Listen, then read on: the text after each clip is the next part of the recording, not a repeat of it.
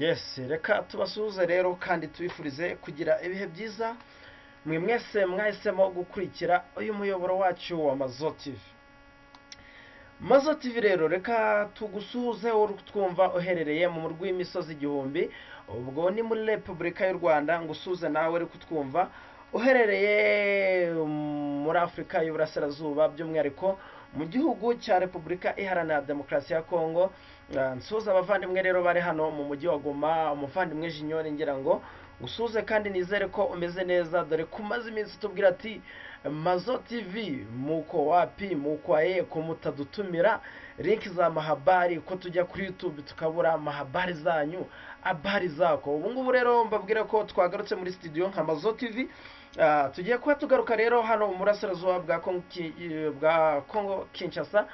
Mubizi ko rwose urugamba ari shambaride, rugamba rero rwabaye mberenge. Ubu ngubu hari gukora special operation nyinshi mu duce tugiye dutandukanye hano mu gihugu cya Kongo Kinshasa.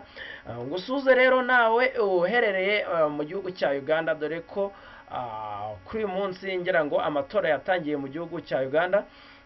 Mbwira abanya-Uganda mwese ko ubu ngubu rwose ari mwewe mugomba kwihitiramo umuyobozi ugomba kubayobora muri manda igiye kuba iza, umuyobozi ubakwiye kandi umuyobozi ugomba kubageza ku byiza.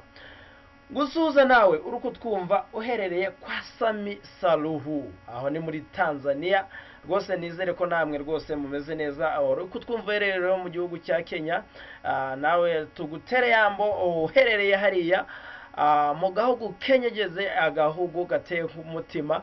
Aho nta handi rero ni kwa General Neva, umuyobozi rwose ukomeje guca ibintu hano muri Afrika, akubwira ko yasohoye igitabo kivuga ko mu mwaka wa 2027 ngashobora kutazaba akiri hehe ngo kuri isi agihumeka umwuka w'abazima. Bakunzi ba Mazo TV rero nta kindi tugusaba, n'igihe kitarambiranye cyane tukubwira ibiri kubera hano mu burasirazuba bwa Repubulika Iharanira Demokarasi ya Kongo. Birumvikana ni muri access zigiye zitandukanye, haba ari muri access ya Fizi, Masisi, Sake, Ruchuru, nahari azabonana rwose tuza kubabwira ibiri kubera. Ni byinshi cyane rero, Warungu, Katongo, Katoyi, byose aho ngaho hose hari miripuko igiye itandukanye. Tuza kubasaba umwanya rwose mukadutega amatwi, ubundi tukababwira ngo Mazo TV kama kawaida. Tukaba tugarutse rero muri update cyangwa se breaking news. Ni amakuru rero yaba yo mu bitangazamakuru cyangwa se kuri ligne de front, ubwo ni amakuru yo ku mirongo y'urugamba imbere cyane rwose, amakuru y'imbere ku rugamba, ku mirongo y'urugamba bakunzi ba Mazo TV. Amakuru rero tuba tubazaniye ubu ngubu ni menshi cyane. Tuza kubabwira ko nyuma y'igihe kirekire rero gishize Kabila amaze atagaragara mu ruhame, abayobozi ba AFC 23 batangaje ko Kabila akiri ku butaka bwa Repubulika Iharanira Demokarasi ya Kongo. Indi nkuru rero turaza kuhabwira uburyo ku munsi w'ejo hiriwe special operation hariya rwose Katongo, aho rugamba rero rwa hano muri Katongo rwadogeye rwose. Hari gukora drone arizo za CH4 hariya rwose muri commune Karuba. M23 yahakubitiye Coalition, mu gihe rero Coalition ivuga ko M23 ngo ari mu nama yo kwigarurira uduce twa za Karemi ngo ni Karemi na Baraka. Bakunze ba Mazo TV muri kubyumva. Andi makuru rero turaza kubabwira ko abasirikare 5 bashimuswe. Abo ngabo rero nta bandi ni bariya abasirikare bo kwa General Otto Proclame Mutayomba. Ni nyuma yuko rero M23 nayo muri iki cyumweru abasirikare bayo babiri bafashwe matekwa bashimutwa rero n'icyama cyariya kwa Mutayomba. Ubwo rero M23 nayo yavuze ati ntabwo tugomba kurekera iyo, ngo natwe tugomba kubereka ko natwe ibyo mwadukoreye twe tugomba kukuba kabiri.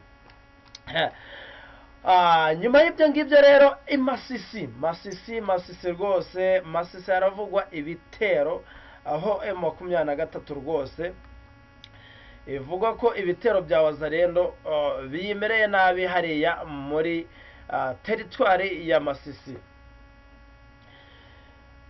Indi nkuru iravuga ko Uburundi nyuma y'uko bukubitiwe hariya mu mujyi wa Uvira bwohereje batayo zigera muri ebyiri hariya muri teritwari ya Kalemi.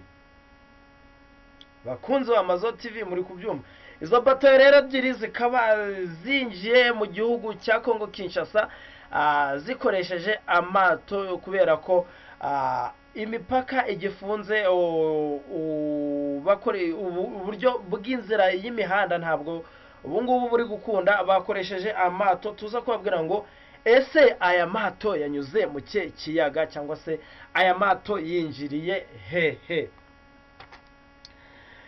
Reka duhere kuri iyi nkuru rero ya Katongo special operation. Ku munsi w'ejo nibwo twiriwe dushaka amakuru, tuza kumenya ko Katongo hari gukora special, bari muri special operation, nyuma y'uko rero hariya coalition ya FARDC yohereje drone ya CH4 mu baturage hariya rwose muri utu duce twa Katongo, Pemba na Kasekese.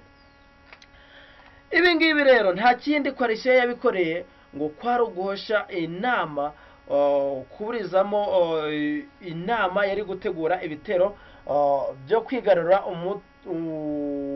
uduce twa Katongo, Pembe, Kasekese. Iyi nama rero ngo yaberaga hariya Ikaruba, ikaba rero yarahise ihagarara nyuma y'uko coalition ya FARDC ndetse n'indi mitwe bafatanya yitwaje intwaro baje kuba bagaba ibitero kuri uyu mutwe wa M23. M23 yari iri mu nama yo gutera Kalemi na Baraka. Ibyo byari ibitero rero bitoroshe, nyuma y'uko iyi nama murabizi bakunze ba Mazo TV, ahangaha iyi Katongo, izi za Kalemi, izi za Kasekese, izi za Pemba na za Karubi, zose ziherereye muri axe ya Fizi. Murabizi ko Fizi ihanye imbibi na za Walungu, ni muri Sud Kivu rero aho ngaho. Tuviyongeye rero twerekeze Gatoyi rwose, natari Katoyi, ntavuga Katoyi mukumva Katoyi ya hano muri Goma hafi na za Ndosho, ahubwo mwumve Gatoyi ya hehe, ya hano za Masisi.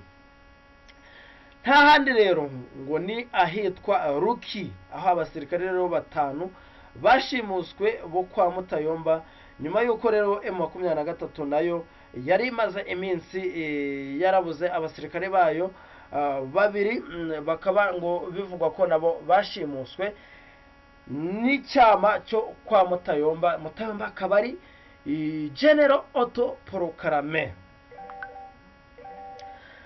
Bakunzi ba Mazo TV rero, twigire kuri iyi nkuru yo kwa Joseph Kabila, aho bavuga ko nyuma mwese ndahamya ntashidikanya neza ko mumaze igihe mutumva ibijyanye n'inkuru za Joseph Kabila Kabangi, umuhungu wa Laurent Desire Kabila. Umutwe wa FCR M23 watangaje ko akiri kuri ubutaka bwa Repubulika Iharanira Demokarasi ya Kongo, aho rero bavuga ko uyu mugabo wahoze ari perezida ya Repubulika Iharanira Demokarasi ya Kongo amaze amezi menshi atagaragara mu ruhame. Umuhuzabikorwa mu bya politike Corneille Nangaa, ubwo kuwa mbere w'iki cyumweru yari ayoboye inama yahuje ubuyobozi bukuru bwa M23 n'abavuga rikumvikana bo mu ntara ya Kivu y'Amajyaruguru, yagaragaje ko Kabila akiri mu mujyi wa Goma. Yabwiye abari bitabiriye inama rero ko yababwiye kambivuge uburyo yatanze message, yaravuga ati hano tuhafite umushitsi wahoze ari perezida wa repubulika Joseph Kabila. Murabizi ko ari hano, ntabyo muzi? Hari umunsi tuzamuzana abasuhuze, ni senateri ubuzima bwe bwose nk'uko itegeko nshinga ribiteganya, ariko bakaba ngo baramukuye muri sena. Kabila rero akaba aheruka kugaragara mu ruhame mu kwezi k'Ukwakira mwaka wa 2025 ubwo yari Nairobi muri Kenya, aho we n'abanyapolitike batavuga rumwe n'ubutegetsi bwa Repubulika ya Demokarasi ya Kongo batangirije ihuriro bise Sauvons la République démocratique du Congo. Ubutaka rero bwa Kongo Kinshasa yaherukaga kubugaragaraho muri Kamena mwaka wa 2025 ubwo yari mu mujyi wa Bukavu, aho yari yitabiriye ibiganiro yari magirana n'abanyekongo bo mu byiciro bitandukanye. Byari nyuma y'igihe rero gito yari amaze avuye mu buhungiro akerekeza mu mujyi wa Goma ugenzurwa n'ihuriro AFC M23. Kugaragara rero mu bice bigenzurwa n'umutwe wa M23 byatumye aregwa ibyaha bitandukanye birimo kugambanira igihugu no kujya mu mutwe ugambiriye gukuraho ubutegetsi. Maze rero urukiko rukuru rwa gisirikare nk'uko mwabyumvise ruhita rumukatira igihano cy'urupfu nyuma yo kumuhamya ibyaha birimo no kwinjira muri uyu mutwe bita uw'inyeshamba wa ASM 23 ariwo Association Fleuve Congo Mars 23. Twivire kuri iyi nkuru rero, nta byo gusesengura byinshi kuri iyi nkuru, ahubwo twerekeze i Masisi. I Masisi umutuzo usa nk'uwagarutse muri iki gitondo cyo kuwa kane, aho rero ikarembe muri grupoma ya Bashari Mokotako. Izi grupoma bakunzi b'Amazo TV nubwo tutari duheruka kugaruka muri updates, muribuka ko ahangaha za Bashari na Mokoto nuduce twabaye indiri, nuduce twabaye indiri ya Wazalendo, niho ibirindiro ase abaturage bari hariya za Mokoto na Bashari bananiwe kwishira hamwe ngo bihuza na AFC M23 bakubite Wazalendo ziri hariya muri Bashani na Mokoto. Ahangaha abatahazi n'ubu naho ni muri Nord Kivu. Nyuma y'imirwano rero yabaye ku munsi wo kuwa kabiri, ubwo ni mwijoro ryo kuwa kabiri shira kuwa gatatu, hagati y'inyeshamba za AFC M23 na Wazalendo.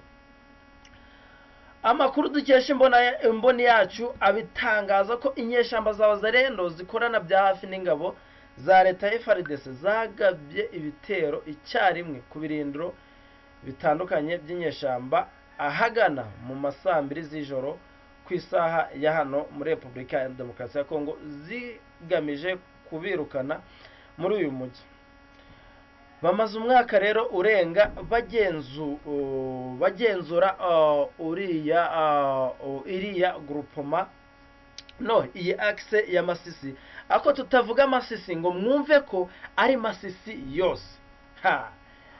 Nibyo nababwiraga mutazumva ngo Masisi Tombe, mwumve ngo ni nkuko mwakumva mu Rwanda ngo Gisenyi Tombe. Ushobora kumva ari Gisenyi Tombe, ari Gisenyi hano za Brasserie, ari Gisenyi hano mu Rugerero, ari Gisenyi hano za Buhuru, ariko ugasanga hariya za Mahoko biracyadogeye bakunzi b'Amazo TV.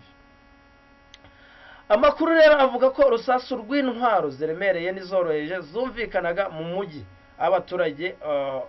Abaturage kubera ubwoba bagumye mu nzu zabo. Umubare w'abantu rero bakaba baraguye muri ibi mirwano ukaba utaramenyekana. Mu kiganiro cyacu kiraza gukurikira iki ngiki tukaza kubabwira ibyaranze iyi mirwano.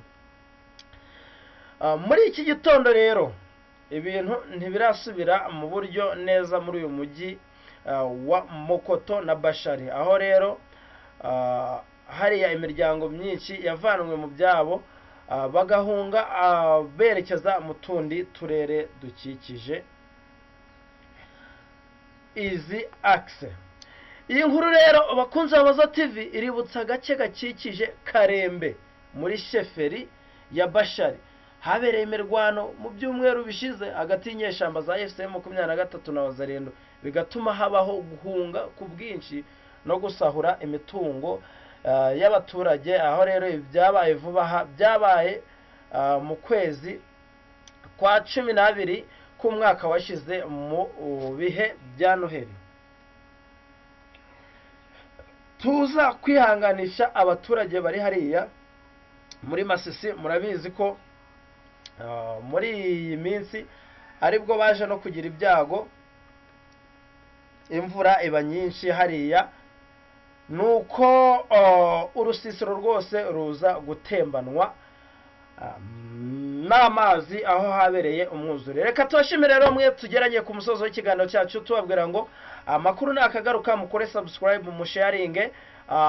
Yari breaking news, ubundi turaza tubahereza imiri puko bakunze wa Amazo TV.